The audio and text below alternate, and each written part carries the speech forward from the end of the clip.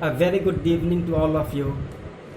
Dear students, today I have come with another lecture of mine, and today's topic is English as an international language or English as a global language or the importance of English worldwide. Dear students, this is a combined lecture meant for MA English second sem and fourth sem students of our university. Before I begin to say anything on the importance of English as an international language, I would like to say that the very fact that I am talking to you in English, as a teacher of English, as a medium of instruction in university, is itself a proof that English is gradually acquiring a great importance. But you have the reason to say that as a teacher of English, I have no option other than English to use. But this is not true only about the teacher of English. It is equally true about all those teachers who are teaching different disciplines in universities. They are also using English as an international language or a language of communication. We have been knowing right from our early stage that the purpose of language is communication, to put across our ideas to other persons. But you should keep it in your mind that the purpose of language is not only communication, the purpose of language is also to explore the deeper feelings of the heart and mind of the listeners and of the speakers as well. English has acquired immense popularity not only because it belongs to the Western people, it belongs to the Europeans, rather, its necessity has been felt and realized in course of time. Today, it is very difficult for all of us to do away with English because wherever we go, whatever we do, or whatever courses of studies we opt, it is quite indispensable that we have to opt English as a medium of instruction, as a medium of writing our examination paper, etc. This language is not very difficult to learn. Any language can be learned through the use of basic knowledge, through acquiring basic knowledge of words, grammar, syntax, rules and regulations of writing. In India also, when the Britishers came long back, they popularized the language English. Initially, we felt that this language is going to be monopolized, is going to monopolize the countrymen, but then gradually we people started realizing that no, it is in the interest of all. There is no prejudice, there is no bias against this language.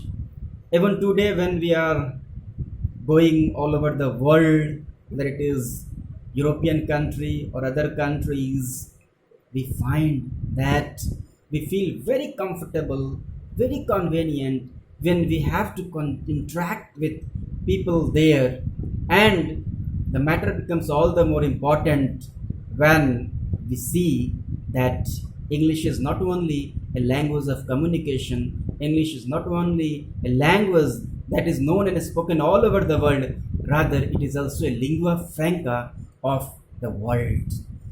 In other words, we can say that English opens the window to the world.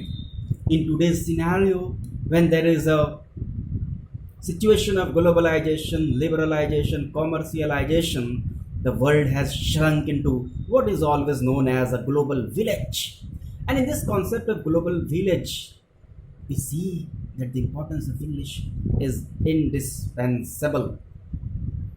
Well, we know that English is also a language of use, it is a language of utility, it is a language of our day to day use, and without it, we feel that we cannot do. And a question arises in my mind that is it possible that all the people of the world can be well versed in this language?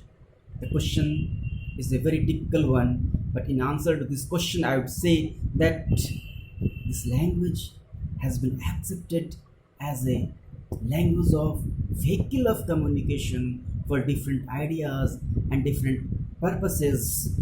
Today, if we are trying to look at the development and evolution of language, you go back to the pre-independence period when in India the Western Orientalists came and they tried to popularize English because they knew the glorious future of the language, and they worked hard and incessantly so that this language is spread all over the world, and men like Macaulay, Max Muller, Vivekanand, Rabindranath Tagore, Rajaram Mohan Rai, and so many other architects of modern India, they knew and realized that a day will come when this language shall prove metal in all over the world. And English is a language of communication. It is a medium of instruction in schools, colleges, and other institutions of medical engineering, law, and other courses as well. You know that apart from that, it is also the language where official works are discharged. Offices like courts, banks, railways, parliaments, and such other institutions widely use English for their different purposes. As in the arena of politics, the matter is not hidden.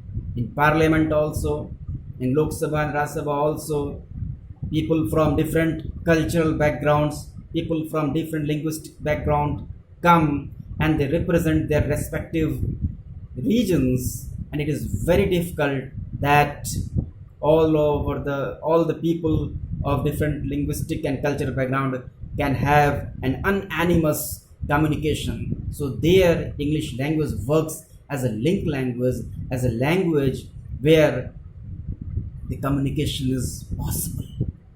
In communication paper we have studied that communication is a matter of getting ourselves understood by the listeners. When the listener is unable to understand what the speaker is saying, so the purpose of communication is badly hampered. So before English has assumed a language of importance, it has traveled a long journey, and we cannot deny the fact that the role of the Britishers to the development of English is very important. It is the Britishers who came to India and they worked in this country with the help of that language. Initially, we felt that no, they are going to monopolize us, they are going to colonize us, they are going to suppress us because of their dominance of the language. But then, as time went on, as things passed on, as we journeyed ahead in life, we realized that no, we cannot do without this language.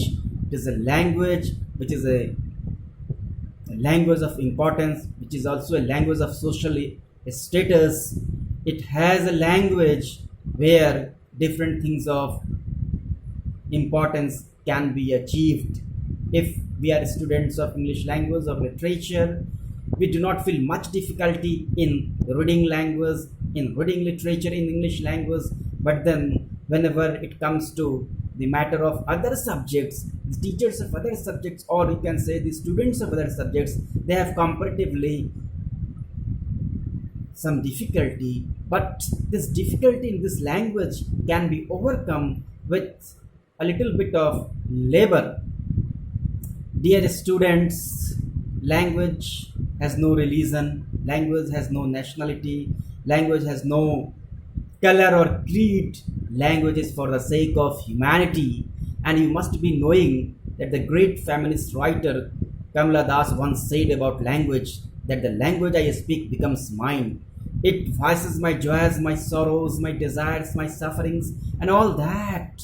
So, this language has been a vehicle of communication, a vehicle of literary communication. Different literary artists have expressed their ideas and feelings, their social concerns, their political concerns in this language. Today, we have Indian English writing, means that the literature which is available in this foreign language. So we have not only learned this language, rather we have mastered this language as well. So the students, English has always remained a language where we can learn and understand so many subjects as well. Still, there are so many books in universities in different disciplines which only English language has. It is very difficult to get knowledge of different subjects if we do not know English. So we should not have any kind of bias or prejudice as far as English language is concerned. It has at the same time acquired a wide sweep, wide popularity, wide readership. Everybody has a desire to go abroad and acquire knowledge, acquire degrees, acquire popularity, and all those things that are important for one's social status. So it is very difficult from that point of view also to learn and understand this language. This language is very, very important as far as medium of instruction in school is concerned, as far as other things of day-to-day life are concerned. So we cannot say that it is an undesirable language. It has emerged as a lingua franca of the world also, because you know that people whose English is not a first language, they learn English as a second language. So those persons who are learning English as their second language, they have to switch from one language to another language. Suppose English is our second language here in India, our first language, our mother language or mother tongue is Hindi. So there are so many people in the world, all over the world, whose mother tongue is not only English, rather other languages as well. So they also start learning this language so that they could understand the culture, the civilization, the literature, the mines of knowledge contained in the literatures of other countries as well. Today, if we want to learn and understand the Western countries, the Western culture, the English culture, it is very difficult for all of us to understand their culture, their thoughts, their technology if we do not know this language. Similar is the case with the Western Orientalists. If they want to know about Indian culture, Indian civilization, Indian thoughts, Indian sensibility, so they can also have access to these books, access of these minds of books if they are well versed in English. So over a period of time, we can say that English has developed as a language of greater importance.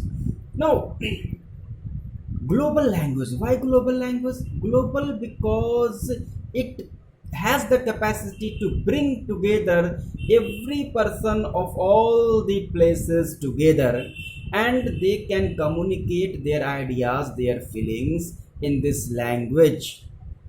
It is also the language of business, commerce, trade as well. What happens that if you are trying to run a business, a national level business or international level business, on that front also you have to have in regular contact, you have to have in regular communication with your business partners. Your business partners may be a man of good English knowing, a man of such caliber whose English are standard, whose English is very good. So if you do not have access to understanding their thoughts, their communication, you will not be able to run your business properly. So dear students, we have to develop an insight into this language, and we have to realize that its ambit, its territory is gradually developing, and we have to accept it. It is quite heartening to know that the speakers of English are more than the speakers of the native speakers of English. Means those persons whose first language is different and second language is English, they are more in number than those persons whose first language is English. Why? Because everybody wants to learn this language to enhance or expand their mental horizon, to develop their insight into different things. English is a language where we can not only learn and propagate the best ideas that have been learned and thought during the past time. It is also a language where we can do better things in life. For example, for the opportunities of standard services, good services, not only in India but abroad also. So English has to be taken into consideration for so many purposes. As a beginner of English language and literature, we have to develop first basic or rudimentary ideas.